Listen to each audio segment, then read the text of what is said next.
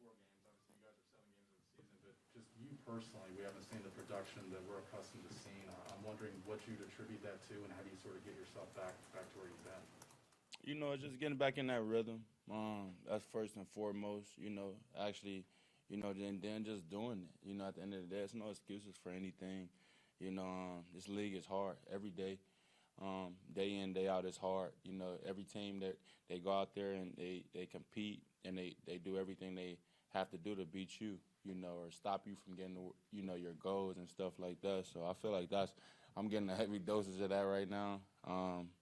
And then it's just getting back in that rhythm. I feel like I'm getting back in my flow, getting back to, rushing the passer just aggressively. My first like 2 weeks back out there, things was kind of slow where it was like me just getting the feel, me getting back conditioned and doing what I do.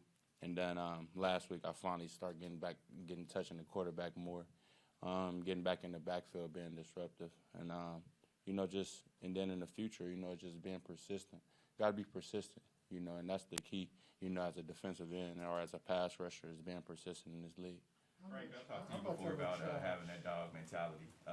Do you feel like that fire is still there? You feel like you still have that dog?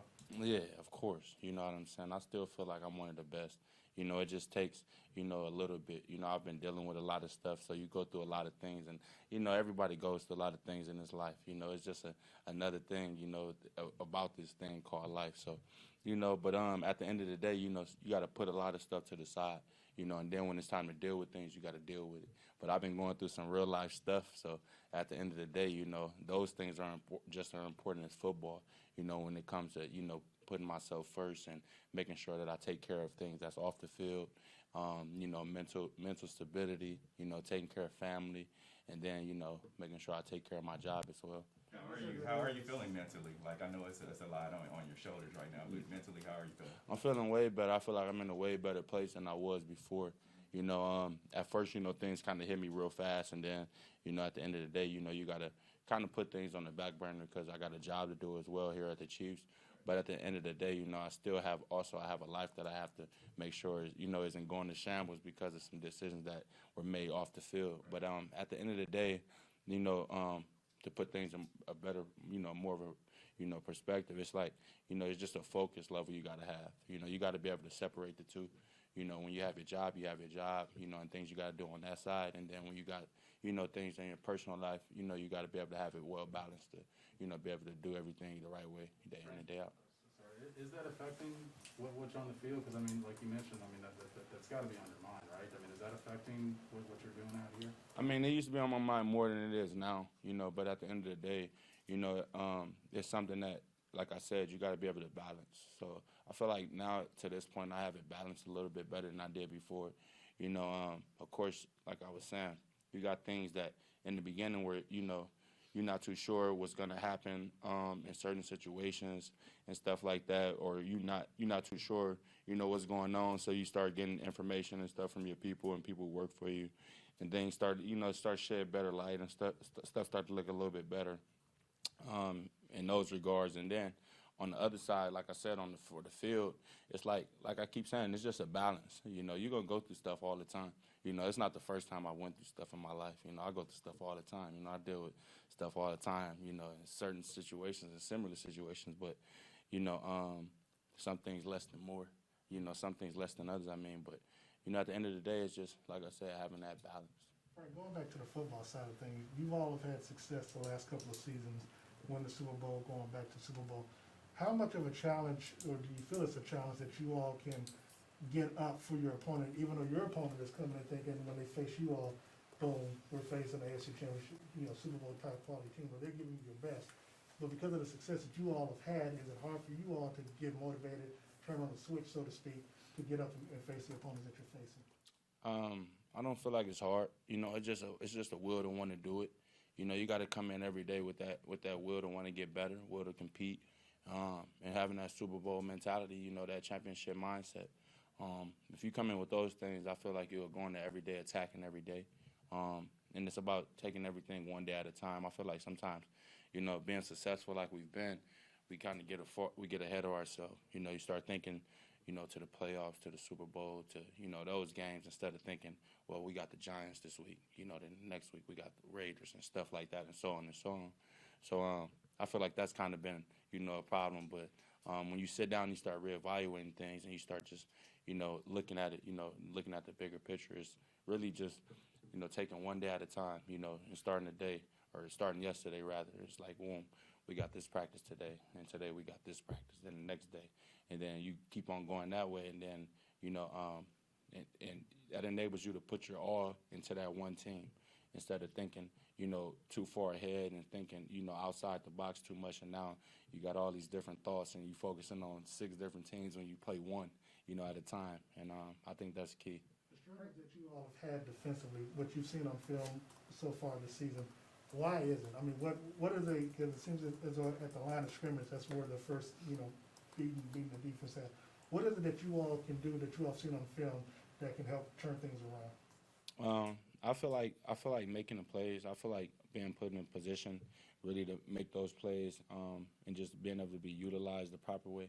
I feel like when you do those things, that you're gonna make the plays, and you're gonna make the plays that come to you and the plays that don't. You know, we got some unique guys. You got myself, you got Chris, you got, you know, a lot of guys in the middle who are very disruptive. Derek Nottie, Jaron Reed, you know, Colin Saunders, all these guys, even some young guys. You know, Mike Dane has been playing some good football. You know, Turk, but you know, I feel like these guys are you know, a unique group of guys. You know, one of the most unique that we've had, and athletic. And I feel like when put in a great position to win, that we're gonna get the job done every time. Greg, specifically with the pass rush, I mean, this has been a pretty good pass rushing team the last couple of years. What's going on this year? Why haven't you guys been as productive there? You got to finish plays. I feel like finishing plays is a lot to do with it. You watch film, you know, we'll get to the quarterback, and not all the time is a guy, you know, making an actual play. You know, you missing the sack, some guys falling off, allowing the quarterback to, you know, slide off some of those plays. I feel like plays like that. I was just talking to guys. I was like, man, it's like going to the third game in a row where, you know, as a defensive line, we haven't had a lot of sack production. You know, I believe the last time we had a sack as a D-line was against the Philadelphia Eagles. And, you know, I was just talking to the guys, you know, because it pisses me off, you know, because, you know, you watch games and you watch guys have, you know, 6, 7 sacks a game, you know, as a defensive line unit. And, you know, it's inspiring because those are the same things that you want to do as a defensive line every week. So, you know, of course, it's something that's always on my mind as one of the leaders of the defense, because, you know, I just want the best for my group. And, you know, it's tough watching, you know, a struggle in those regards, but, you know, we're struggling as a defense. And, you know, if we don't figure it out sooner than later, then it's just going to be a longer season than it's been already. We haven't talked to you since the Bills game. Did you ever get an explanation for that penalty, that roughing the passer call? Nah, you know, sometimes there ain't no explanation for stuff in life, man. They have at it. I've went my whole career where I haven't had a call like that made. And, you know, I knew sooner or later one was coming, you know, 7 years strong. And, you know, not one of those type of calls. So, you know, it's cool, though, you know. Mackenzie? Yeah, you talk about separating, you know, your professional life and your personal life and handling business on both aspects. Is there anyone that you lean on specifically for, you know, both things, or who do you kind of rely on to keep you on track with both? Well, my family, you know, is one. I rely on my lady, my coaches, my teammates. I feel like I got a strong foundation in those regards. I feel like if you got a strong foundation, you know, your kids. My kids make me happy. So away from football, you know, when everything gets tough, I just look at my little ones, and they make my day a little bit better. I got my teammates to talk to. I got some guys that, you know, are been in a similar position as myself, and friends outside of my team that's been in a similar position as myself, who are just as strong-willed as myself.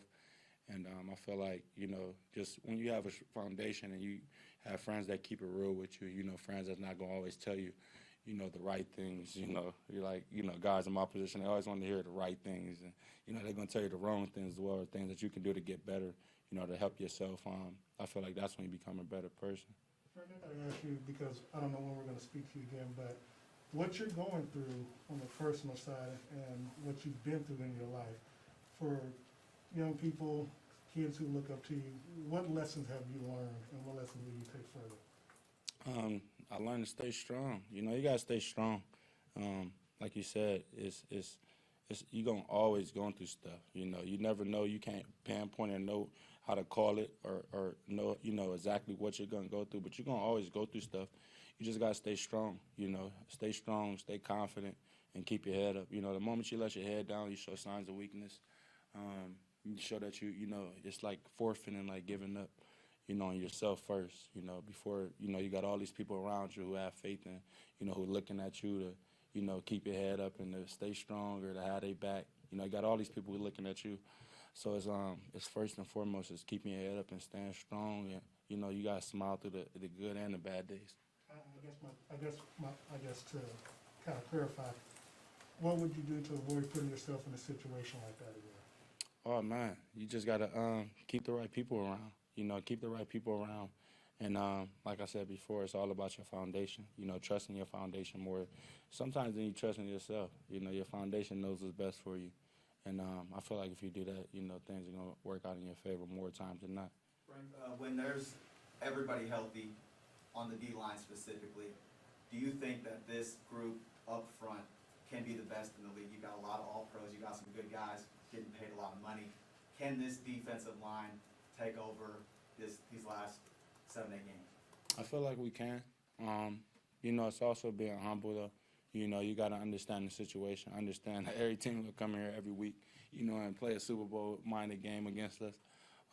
We've been the team to beat for the last 2 years, and I feel like it's not going to stop.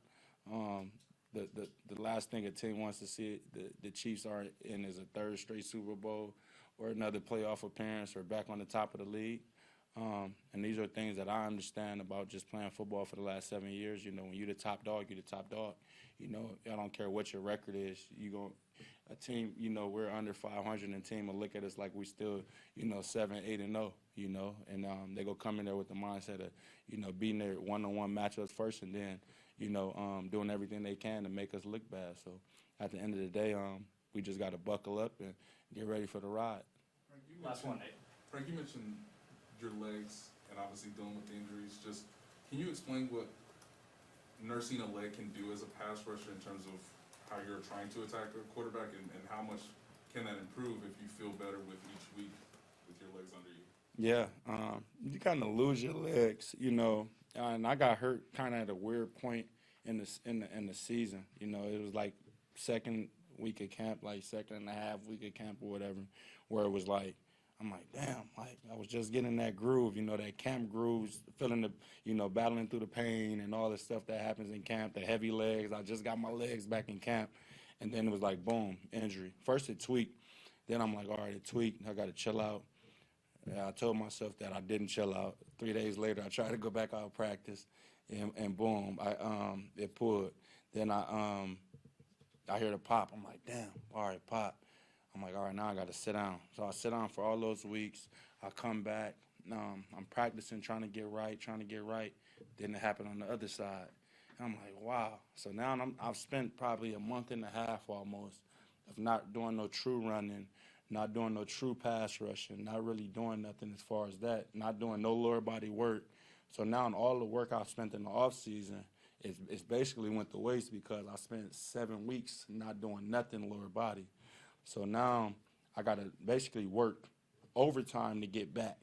So now you spend the next few weeks getting back for a game and getting back in physical condition so that I can go and perform the right way. So now you see, okay, I'm using the game as conditioning. I'm using the game. Those are my first true reps actually is in the live game against an opponent. And, I'm trying to be there for my team.